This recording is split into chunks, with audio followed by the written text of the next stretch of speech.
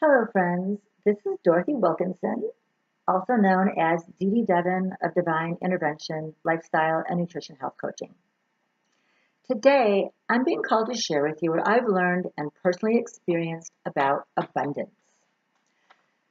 My heart is so full. My life is literally overflowing in graciousness and goodness for everyone and everything. And it just breaks my heart, literally, to see people in pain and suffer from lack of or feeling less than. We have a habit of placing our attention on scarcity versus abundance. Scarcity is at the root of trauma and pain. In order to go from scarcity to abundance, we must master our thoughts.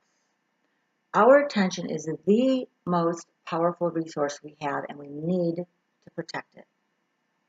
Make your default abundance and become a master of your thoughts.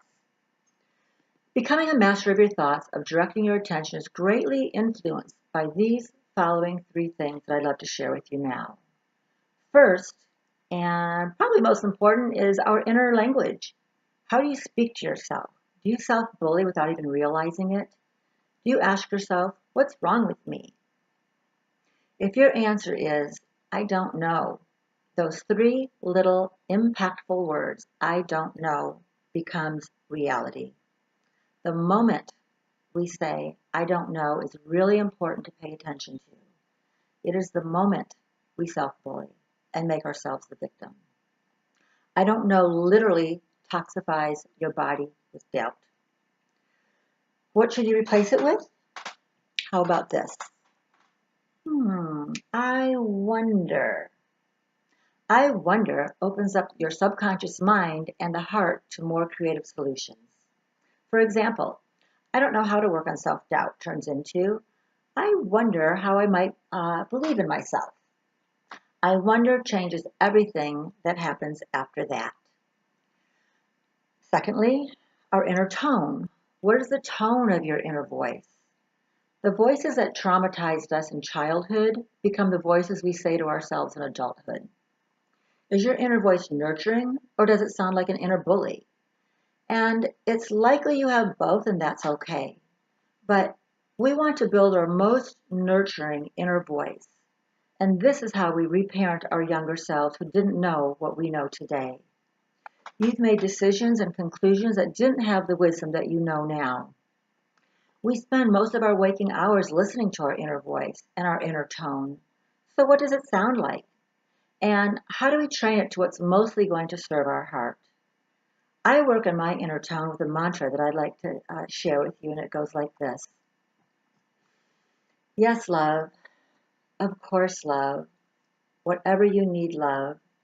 Right on time, love. I am here, love.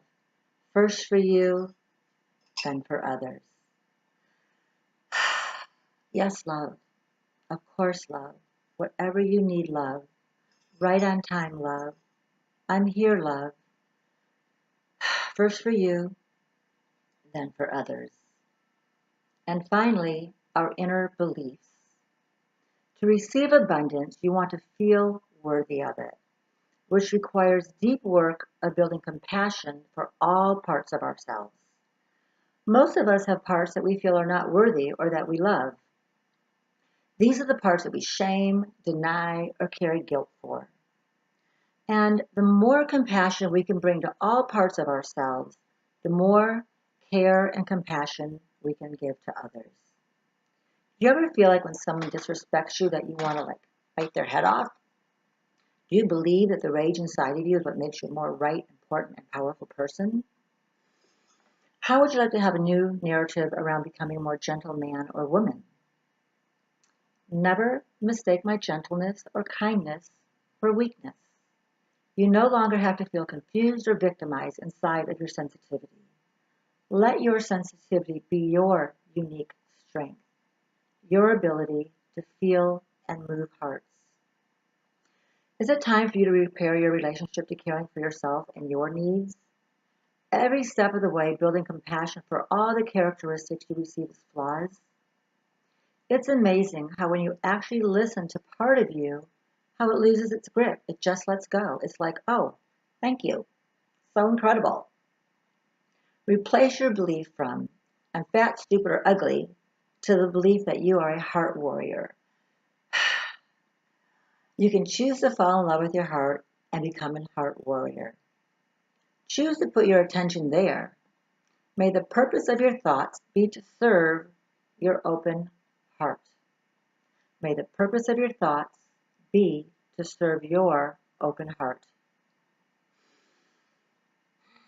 I'm trying to give you root level stuff here. I'm trying to give you honestly the stuff that works for me. And living with an open heart instantly takes you from scarcity to abundance. Becoming a heart warrior is about loving and trusting yourself, and the first step is to make a commitment. Commit to only acting from an open heart. Our hearts will contract, and I'm asking for your commitment today to only act when your heart is open. This is a big ask, so before you commit to it, I want you to recognize that this is a big ask and to never act from a closed heart. You're going to feel closed, it's just you're not going to bring that. You're not going to bring that to other people. That's the choice. You're going to bring it or bring that to the people that it's set up for, the people that will hold space for it. You'll bring it to your dance, you'll bring it to your art, you'll bring it to your writing, you'll bring it to your singing, you'll bring it to your coach. But when you want to blame somebody, you also bring it there first, because there is always a larger story. There is always a larger, co-created story that's more holistic and more compassionate. Always, always, always. So if you're open to making this commitment today, repeat after me. I commit to only acting from an open heart. Good luck. And be compassionate with yourself. Whenever you mess up, be like, "Oh, you silly caring human." And then you repair it. And then you have the awkward conversation and you repair it. You move and lean into the thing that you don't want to do because you don't think you're supposed to show that you have any flaws, and that's just not true. So lean into uncomfortable conversations you're tempted to avoid, and stretch yourself through your vulnerability.